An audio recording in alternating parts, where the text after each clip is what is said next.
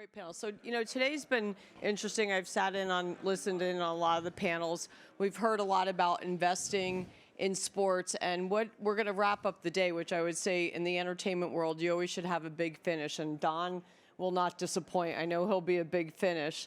And it's really to talk about one of the most difficult things to do in sports, and that is to launch a sports league. And myself, having worked at a big sports league, the NBA, the USTA, but also having launched a professional sports league called the XFL 1.0, and Jerry just left because they're doing XFL 2.0. It's one of the most difficult things to do, and that is to build a sports league. And we're going to talk to Donn about his experience doing that. Before that, I just want to give a quick background on Donn. We're same vintage, so there's a couple things I want to talk about in his career. He's now the founder, chairman, and co-owner of the Professional Fighters League, otherwise known as the PFL. It is the fastest growing sports league out there in the world today, and the #2 largest MMA league in the world. So really great accomplishment that he started 5 years ago. But prior to that, Donn had a 3-year decade, again, we're really dating ourselves, focused on building consumer brands. Prior to PFL, he was the founding partner of Revolution Growth, which was a venture capital firm with some investments in companies that I'm sure you've all heard of, including DraftKings, Sports Radar, Clear, Custom Link, Sweetgreen, and Scopely. Again, good choices, Donn. So obviously some success. Well, we leave out the ones that don't work. That's how the list works. Yeah, exactly. You only pick the good ones. That's how the list works. But there's some good ones. Not everybody picks good ones. He was president of AOL Interactive Property Group's youngest member of the company-wide AOL Operating Committee. He served as the CEO of Exclusive Resorts and the president of Tribune Ventures. And when Donn was 29, I won't ask you how long ago that was, he was the general counsel for the Chicago Cubs, which he was the youngest person ever to serve in that role. Again, I try not to hold it against him that he's an attorney. He attended the University of Michigan. He also was an early investor in esports and owns a stake in Team Liquid and Epic Games. So to say the least, Donn knows what he's doing when starting a professional sports league. So we wanted to show a video. We couldn't do that. I wish we had some pictures up there of some of the PFL fighters. They said no video. No videos, but we love to show. They didn't want to wake anybody up here. Show sizzle reels, but. So, Donn, let's go back 5 years ago. Yeah. You saw an opportunity in the MMA space, and I'm curious. I'm sure the audience wants to know why MMA and what was the opportunity that you saw 5 years ago. Yeah, I think unlike some of the panelists you've heard from, I'm a huge sports fan, but I was not an MMA fan. So whereas I've come to appreciate the athletes and the sport today, this was about seeing a market opportunity, pure and simple. The day I started PFL was the day UFC sold. I put everything aside and read all the collateral materials, and I saw 3 things, same thing you as investors would see. Number one, according to Nielsen, MMA has the 3rd biggest global fan base in the world. Trails only soccer, 1, and basketball, 2. 600 million MMA fans globally. Nobody who's an investor knows that, despite all these investors you heard from today, because all of us are very U.S.-centric, as I was prior to reading this today. Everybody focuses on the big 4 leagues and the big 4 teams. But in fact, MMA, number 3 after soccer and basketball. I go, no idea. Number 2, most underserved and most undermonetized. What do I mean by that? Soccer, 3,200 matches. Basketball, if you include the Power 5 in college, 5,000 games. UFC, a great company, and the first winner in MMA, but 40 fight events. What? 3,200, 5,000, 40. So what I saw was huge installed fan base, very underserved and very undermonetized. And last of all, this market was just starting. It's a 25-year-old sport. The next youngest sport, NBA, 76 years old. Founded in 1946. So we've all drawn those curves. Even if you didn't go to business school, I've seen those curves just starting its evolution. So I sat through all the panels today, and I heard all the investors talking about growth, but everybody's investing in the slowest growth sports on planet Earth, the big 4. Just the facts. They're growing at an average of 4% a year, the big 4. MMA is growing at 30. You can pull the UFC report, and everybody knocks the UFC. Wow, that's a business. So I saw that, and I said, that's pretty interesting, because I think there'll be 2 or 3 or maybe 4 multi-billion-dollar companies for reasons we'll get to later, and I'm going to start another MMA company, and I started it that day. And, I remember being at WWE. For those of you who don't know my background, my most recent stint was 10 years as co-president of WWE, and we had a venture fund. And I remember that was one of the things that came across my desk was PFL. And I was like, well, why? What is PFL, first of all, and why is it different? Why do we need another MMA property? So I think for this audience, I think it is helpful. I saw the investor pitch, so I know the difference. But what's different about PFL versus UFC? Well, it's great. You really asked 2 questions. Call it the difference and why will there be more than one. And let me address the first question. So PFL, in my initial vision, was what do we all love in sport? Transparency, meritocracy of the sports season, regular season, playoff, and championship.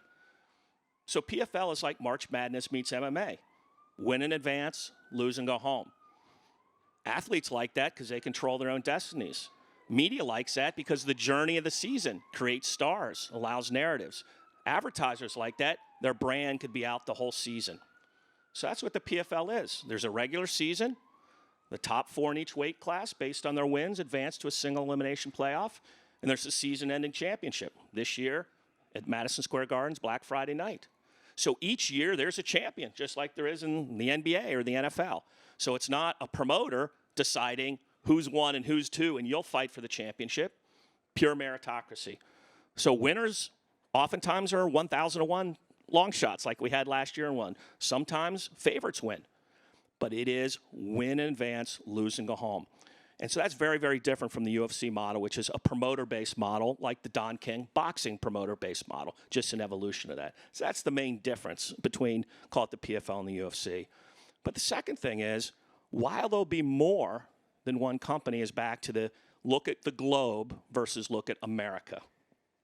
There are 9 soccer leagues that divide the $40 billion of revenue in soccer. MLS, where there was a lot of chatter today, is the 9th soccer league in the world in terms of revenue. There are 8 soccer leagues bigger than MLS. We all just think, hey, there can only be one league because we're all sitting here in America and we'll look at the NFL. And we look at the NFL failures or the NFL wannabes that come and go. That's because it's American sport. And that's also because the NFL, or American football, has 15 media packages when you include the big 5 power leagues. Well, UFC has 1 media package. So there's a bunch of media companies that don't have premium MMA. There are 5,000 top MMA fighters. Only 500 can be in the UFC. There are fans that can only see so many events. So back to when you look at global, you need more fan demand. Global, you need more athlete supply. Global, media is shut out of the UFC. That is your answer as to why there'll be more than one. Simple supply and demand imbalance. Fans want more, media companies want more, and athletes don't have a top place to go. And that doesn't exist in the big 4 leagues. And it's truly global. I mean, I think that's one of the things that crosses borders pretty easily in terms of understanding the sport, which I think is, from when we were looking at it, a huge opportunity in that investment is just that. So one of the things Donn and I were talking about before the conference was, in leagues, why do investors invest? And it's really money follows metrics. What's your distribution? How many people are engaged? What's your social media platform? So tell us a little bit, and again, we would have seen it in the sizzle reel, but maybe we'll send it around to everyone. But tell us a little bit about where you are year 5 in terms of key metrics for the league. Yeah, obviously the big 3 metrics, whether you're the PFL or the NBA, are always around athletes, distribution, and audience. Those are the 3 foundations of any sports league. So first of all, athletes. And this will all send you scurrying to say this can't be true. The PFL athletes are 25% ranked of our roster in the top 25 in the world. There's only one organization that ranks all fighters independently. It's called Fight Matrix Rankings. So wherever you fight in the world, it's the only organization that ranks you. UFC has 25% of their roster ranked in the top 25 of the world. PFL is the exact same. But you would say, well, how is that? You don't have a Conor McGregor. You don't have a John Jones. Well, remember, UFC has 602 fighters. You just named 2. Most people can't name more than those 2. MMA is not a sport with high name recognition. It's about great fights, exciting fights, and great fighters.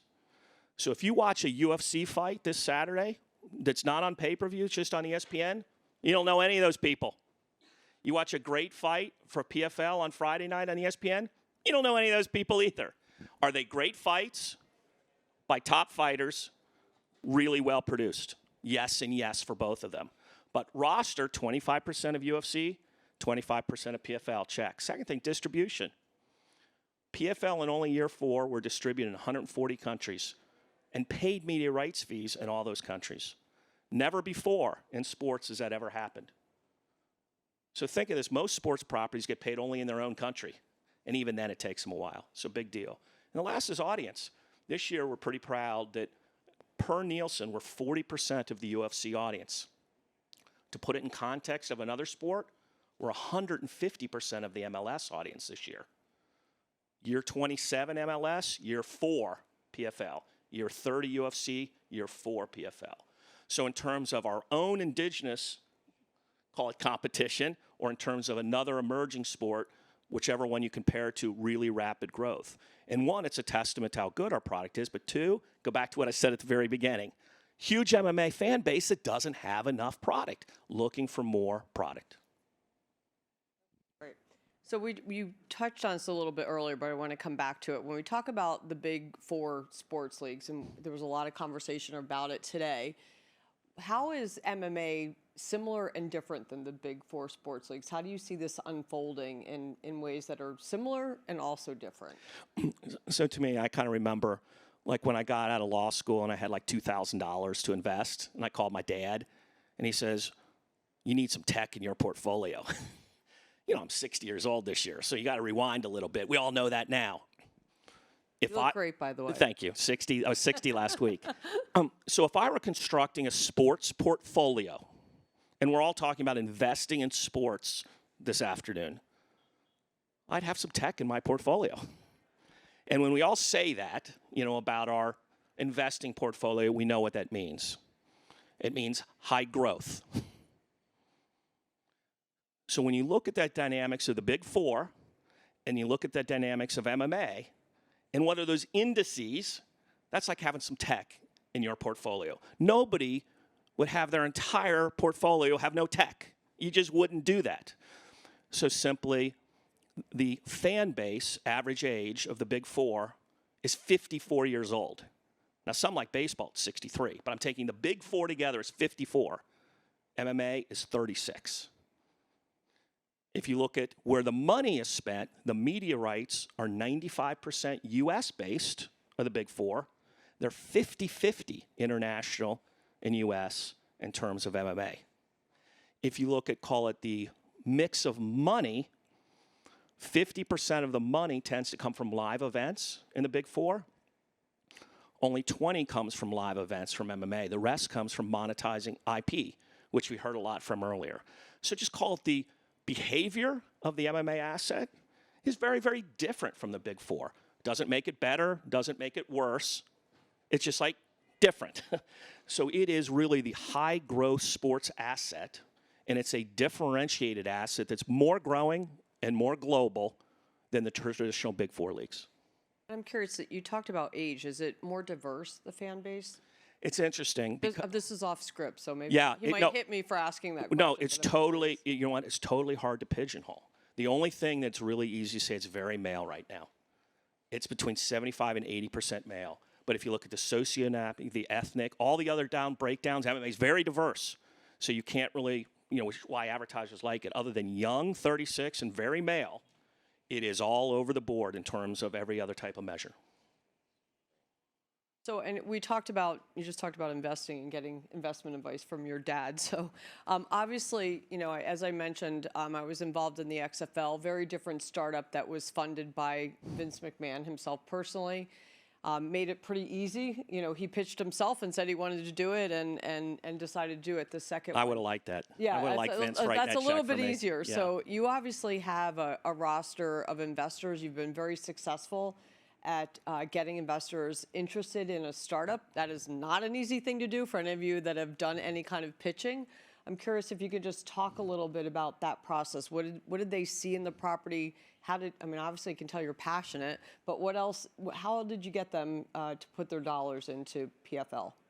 Look, we've raised $200 million to date from an A-list group of investors. But as I always tell my kids on Instagram, everybody has like a great car and a great vacation, right? It's not easy. It's not easy because it's a little bit of a chicken and an egg. Everybody says, I want to see your next media deal. And even when you get your next media deal that's good, they want to see your next media deal. So it's never good enough because they always want to compare you to the NFL or the NBA, which will never be. We will sell PFL before we're the NBA or the NFL, right? We're year 4 in a high-growth company. We'll be very successful. We could have sold it for $5 billion before we're the NBA or the NFL because that's our business. We're a league, not a team. We're here to grow a company and ultimately have an exit. We're not a steward of a league for other people. So it's very, very interesting because despite all the investment advice we heard today around sports, which would be growth and global and young and diverse, that checks every single box. But the investors that we have gotten are actually the ones that are the most forward-looking and the ones that are most, call it principal decision makers. Aries, Elysian Park, Legends. The people who know the most about sports have been our best investors because they're the most confident of what's going on in the sports market. The ones that least are knowledgeable about sports have been the hardest ones to get. But it's been work. We've had to raise money every year. And it's been the kind of thing that, every year is got to prove it again. You said you were going to go to ESPN, you did. You said you were going to go to 140 countries, you did. And so I think why there hasn't been a new sports league since the UFC 27 years ago, and prior to that it was the ABA in 1972, there's 2 that are global and large, 2. And the reason is capital is very, very risk adverse. That's why you see them buy into the big 4 teams at very, very big values when it comes to the sports market. I spent 20 years investing in new high growth companies and technology. We all love things that are growing. We want to take a bet. Woohoo! Most sports investors would rather overpay for something that is mature. And most tech investors, most new consumer investors would rather catch something and have a chance to make 10 times their money. Different mentality than typically exists in sports. And I'm curious too, again, speaking or hearkening back to my WWE experience, there were so many perceptions. So you can have the best metrics in the world. You can show the best numbers. It's a global sport. The numbers are there. You're going to do media rights. But investors are still emotional human beings. Yes. I've found that they're still perception driven.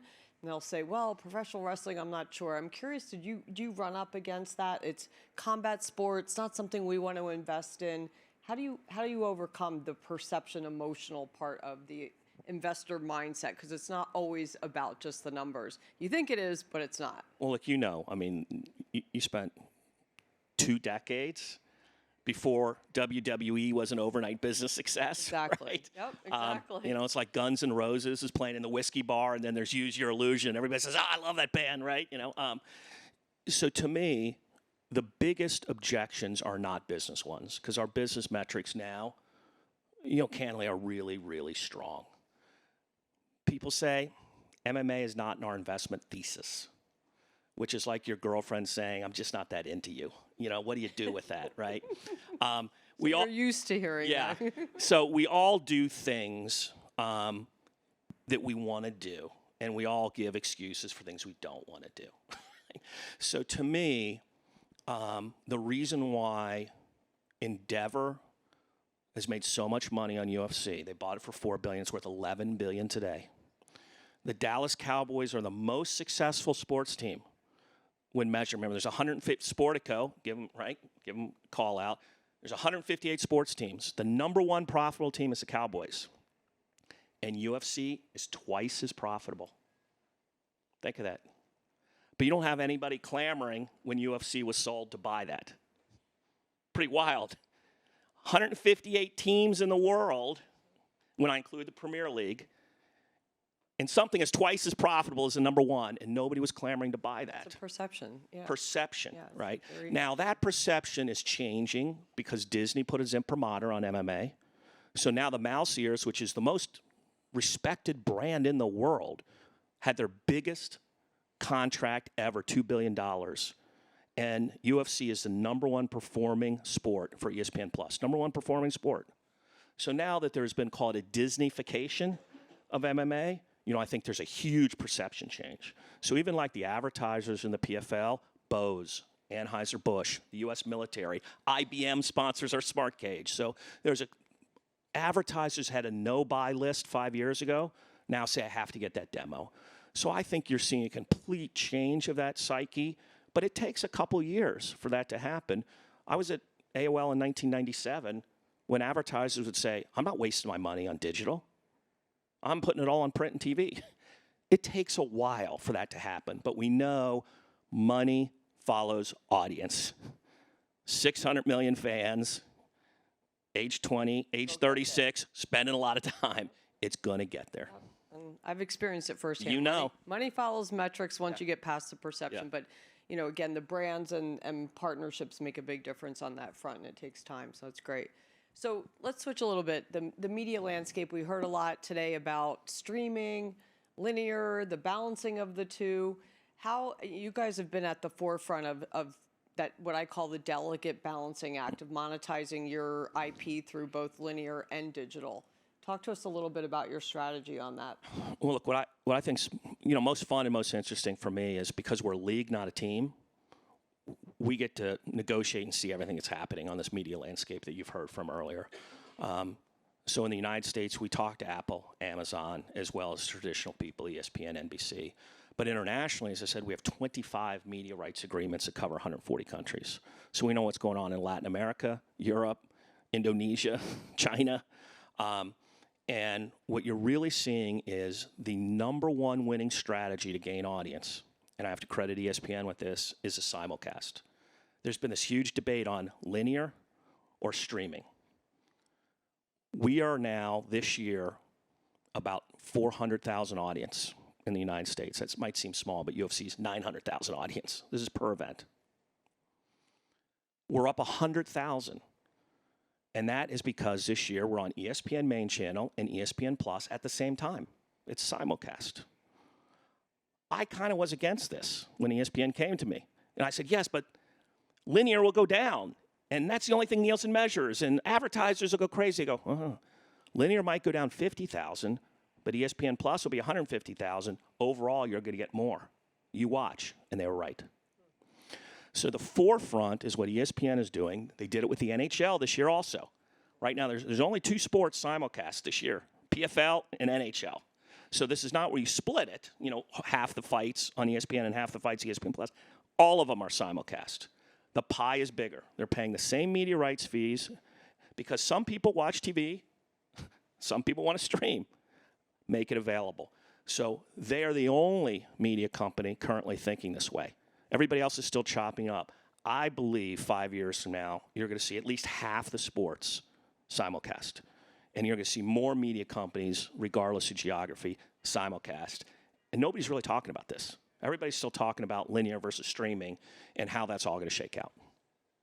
And do they have your global digital streaming rights? Okay. No, just in the United States. Just the United States. And and globally, it's interesting. Sometimes we're on just TV. We're Channel 4 in the UK. It's like NBC.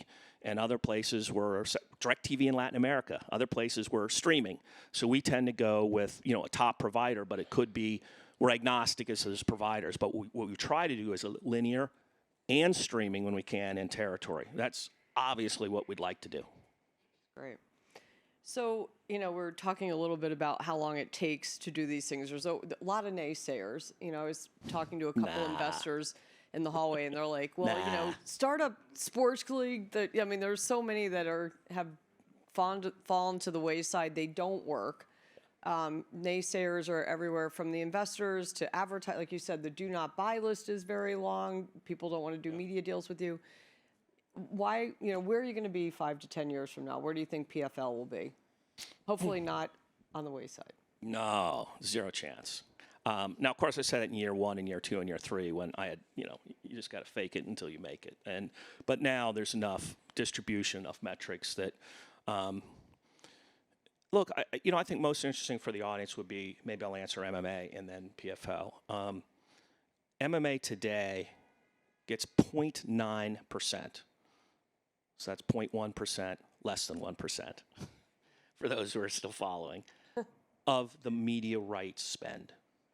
68 billion spent a year on sports media rights. That's nothing.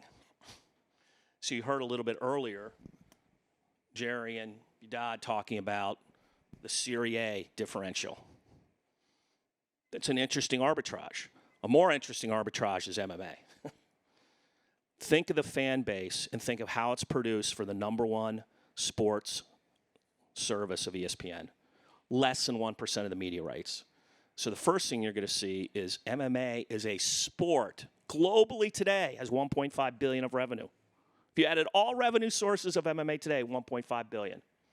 This is going to be like when I went to AOL. So who's going to get it? But this is what's going to happen to MMA. Zero doubt, 100% that's going to happen. How will UFC get it? How will PFL get it? Will there be a new company that gets it? But as a market, 100% that's got to happen because there's 600 million fans and they're consuming more and more and more and more and more. And there's only 1.5 billion in that today. Soccer, 40. Basketball, 50 billion, 1.5 billion. The second thing related to PFL, when you see that we went from 0 to 40% of UFC's audience, and we went from 0 fighters to that roster in 4 years, 5 years from now we'll be the co-leader. This market is big enough for several companies, and with our differentiated approach, we'll be the co-leader. This will be like soccer. There won't be 9 leagues, but there'll be 3 or 4 on a global basis that are very, very big, and PFL will be a co-leader. And I believe that. Firm believer. All right, so we're well, yeah, it would only take a WWE builder. Yeah, like you. I believe it. Yes. I believe it. I've done it, and I believe it. When the numbers are there, I believe it. So we're you running see if out there's of time. Questions let from me people? let me see. Yeah, any questions from the or audience? else we can wrap it up. Any questions for Donn? Oh, sorry. Oh, I didn't hi. see you. I'm going like look all over.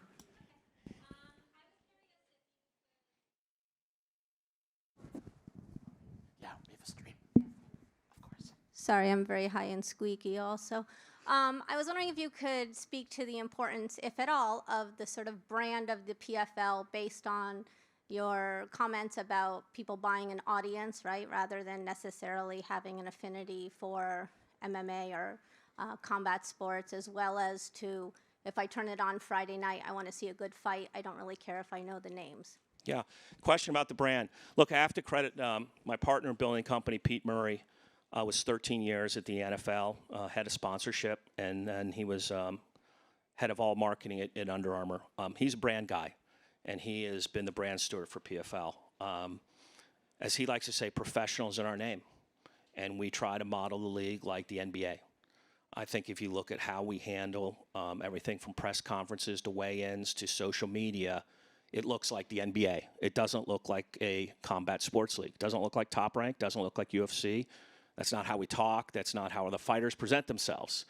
And we do that for a lot of reasons. But one is we think that brings in non-sports fans. First of all, 50% of our audience are new to MMA. 50% are UFC fans. But second of all, it makes a much bigger advertising tent. The brand is safe.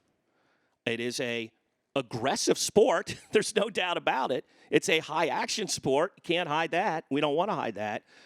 But it is a safe brand place to be, which is why we brought in brands that have never been in combat before. So I think we like to think of ourselves as, call it the professionalization or the next wave of MMA, but still all the same action you get, but with not the outside the cage drama, that often comes with the sport to turn off advertisers. Don't want their brand around that. Really, the hangover from boxing was really that promoter mentality. Yeah. I think there's a big turnoff around that kind of Yeah. backwater of promoting. Any other questions? Free drinks, says Scott. All right, I think we've got Scott. You're going to tell us where the drinks are, I think. I think everybody here knows where they are. They can hear. Right. But hold on one But second. we appreciate those who hung in here. Look at they all get extra drinks. Captive audience. But thank you very much, Michelle. Thank you. Thank you.